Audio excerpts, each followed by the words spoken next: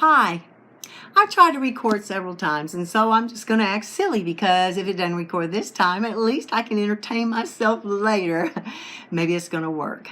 I promised you guys that I would tell you and show you about who I think the Antichrist may possibly be.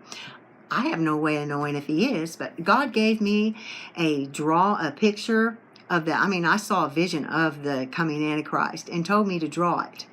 And I've seen somebody that looks so much like him, and I could be wrong, but from my memory, it looks just like him. Anyway, he is the president of France as I make this, and his name is Emmanuel, which means God with us. Macron, M-A-C-R-O-N. He is called Jupiter by a lot of his followers because he's even said he wants to be like Jupiter, and he wants to be like God. He wants to rule like a Jupiterian. Jupiterians ruled through Greek mythology. Jupiter was the ruling god above all gods. Well, isn't it funny? The Antichrist is supposed to come, and he wants to take God's authority away. He wants to rule. He wants to rule as God in God's place and take his seed, us, away from God, the real God. Satan thinks he's going to do that. Well, anyway, he's going to come and inhabit a man, and a man is going to probably have a lost soul to begin with. And Emmanuel, God with us, Macron, was born to ungodly parents. They had no religion whatsoever. And he was asked point blank, do you believe in God? He said, I believe in spirits. Right now Satan is up roaming to and fro in the earth, seeking whom he may devour. He isn't inhabited in a flesh body yet, but someday he will be, pretty soon. We see the signs around us happening. So we need to be careful, be aware, and be watching so we're not fooled. So the funny thing is, this Macron, before he became president, he was the investment banker for the Rothschilds. Anybody that knows anything about the Illuminati knows the Rothschilds are heavy, high up in it. And I was told in the 1980s that the Rothschilds talked directly to Satan himself, and Satan gave them instructions on what to do in the world next. Why? Because he wants to rule, and so he's got to have certain things happen so he can control man. That's what he wants to do. And there is an example of what's going to happen written in the Bible that tells you that he is going to cause everybody to take a mark in their forehead or on their hand. They won't be able to buy or sell unless they have this mark. I believe it's a spiritual thing too, because I believe the mark will be, he's going to control your minds. If the mark is a microchip like they say, and if you look the mark up in the Bible dictionary, when you get down to the root word, it means stigmata or stick. So are they going to stick that mark in you? That's pretty wild. I won't be here. The Lord's going to come and get his people out. But I want to let you know that this guy could be somebody you need to watch out for. He not only is in cahoots with the Rothschilds, so it's very obvious that he has to be a Satanist, just like the Rothschilds, and has shed innocent blood and has done everything that Satanists do, which you don't want to talk about. But he also, when he became president, because they didn't change laws in France, he became a prince. From centuries ago, they never changed the laws when they had kings and queens and princes, and now he's a prince. So he's a prince.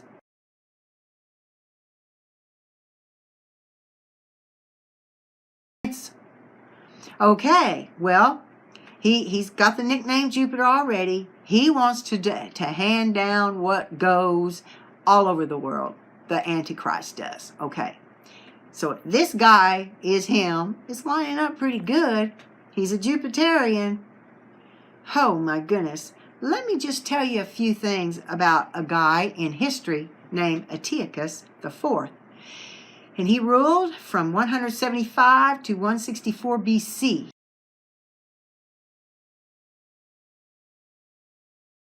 the 8th ruler, and he gave himself the surname Epiphanes, which meant the visible God. That he and Jupiter, he said, were identical. Isn't that crazy? He said the same thing Macron said. He acted as though he really were Jupiter, and the people called him Epiphanes, and they thought it meant the madman. He was violently bitter against the Jews, and in the prophecies that will come forth, the Jews are the ones that are going to be persecuted, and he's going to come after the Antichrist when he comes. He was determined to exterminate them and their religion. So he caused all religious things to cease. There were no more sacrifices. There was no more worship at the temple. He defiled the temple and destroyed it. He put all over the temple, he put Greek gods in there. And I think he especially put Zeus in there, or not Zeus, but Jupiter. And then he slaughtered a pig on the sacred altar, went into the place where only the priests are allowed to go, went in and slaughtered a pig on the altar. It is noted in history that the Jews called that the abomination of desolation. What's crazy is that in Matthew, in the Bible, it says in chapter 24, verse 15 through 21, "Therefore, when you see the abomination of desolation, which was spoken of through Daniel the prophet, standing in the holy place, let the reader understand. Then those who are in Judea must flee to the mountains. Whoever is on the housetops must not go down to get the things out that are in their house. But woe to those who are pregnant and to those who are nursing babies in those days. For then there will be a great tribulation, such as has not occurred since the beginning of the world until now, nor ever will be." The Antichrist is going to do just what Antiochus did way back in 100 and whatever BC. Antiochus slaughtered Jews if they would not start going the way of the Hellenist. In other words, worshiping the Greek gods and all that, and worshiping him as God. They were tortured. They were butchered. He made a lot of them slaves. And this end time leader is going to be the worst of the worst. And he's going to do the same things. But he is going to fool the whole world into believing he is the Messiah. Jesus was called the Prince of Peace. He is a prince right now in France. Weird, huh? He calls himself Jupiter and wants to be like God. That's all Satan's ever wanted to do, is be like God.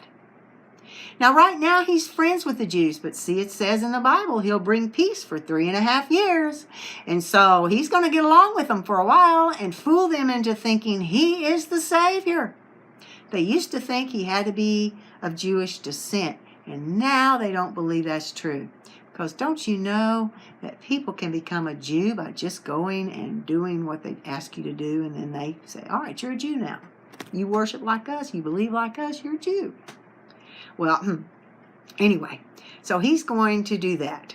I'm not saying, and I want to really stress this, that this president is the Antichrist. He's definitely not filled with him yet, because it says the Antichrist will get a deadly, this man is going to get a deadly head wound, and then he's going to come back with Satan in him. A lot of people thought that was just, getting shot or hurt. But what if it means he lost his headship in a leadership place he had? Like France. Right now, France is really disgusted with him and wants him out. What if it's his leadership, his head, gets wounded to death, and then he rises back up? It also says that the Antichrist will not have he won't care about women. Well, he's married, but if you think about it, there's a lot of men out there that are married to women that could care less about them, that treat them like dogs, that thinks they're nothing more than dogs, and they're married. So, it doesn't mean that he doesn't touch one or he doesn't need one. I mean, It just means he doesn't have any, they're not important to him. Okay, I'm going to put the picture at the end of this, and I'm going to give you some links to some other YouTube videos that will show you some more stuff or go into more detail about him. And there's one I'm putting in there that has a straight-on picture of the Antichrist right in the very first of it that you can look at. And I will get back with you in a minute and explain just a little bit more, and then you'll see the pictures. Okay. Hey, I'm fixing to show you this picture, and I want you to know that just put it on a shelf and remember this in case it happens. Make sure that you watch out and keep your eyes open. Be alert, because the enemy's roaming about, seeking whom he may devour. In my next video, I wanted to tell you now, I'm going to tell you my experience with the dark side. And there's a lot of scary things in it. I will put a warning on there. It will not be suitable for young children, or it'd be to parents' discretion, because it's a real heavy story about what I went through and why I'm who I am today. There was a time I was in my 20s where I was hooked on drugs really bad. And God changed my life. But before that, I went through sheer hell. And I'm going to talk to you about it. There's some pretty scary things in there, but I tell it as my testimony of what God can do when he gets a hold of you, no matter how far down you've gotten. Okay, so anyway, look at the links below to see some more videos. Study for yourself. Don't ever just believe what somebody tells you, not even me. Go look it up yourself. Get your own and form your own opinions. That's the way I've done all my life. I was called rebellious for a long time. But no, I think now, that was smart. Because men don't know everything. Not one single man on this earth knows everything. Only God knows everything. Okay, so you can be fooled if you believe everything everybody tells you. Do your own study. All right. I'm going to go and put this on here and let you look at the picture, and then you let me know what you think. Oh, by the way, in the picture, when I saw him, he looked down at me. So that makes the eyebrows look lower than probably they should be. And his nose maybe will look a little longer. But if you look at the hairline, you look at the shape of the face and the chin and the mouth, and pretty much the shape of the nose, you'll see it could be him. Lord have mercy. Y'all, keep your eyes open.